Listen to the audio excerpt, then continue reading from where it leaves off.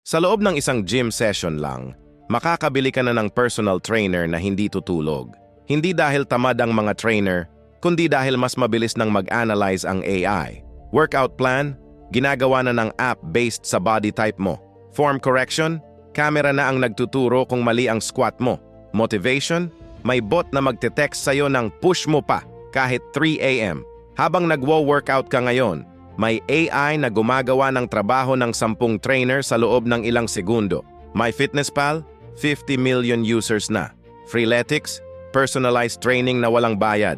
Mirror Fitness, real-time corrections gamit lang ang phone camera mo.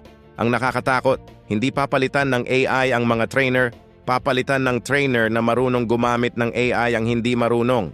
Kasi yung successful trainers ngayon, ginagamit nila ang AI para mas ma-focus sa emotional support, sa human connection, sa mga bagay na hindi kayang i-replicate ng robot. Kaya habang maaga pa, aralin mo na kung paano gamitin ang AI sa fitness industry bago ka nito maunahan.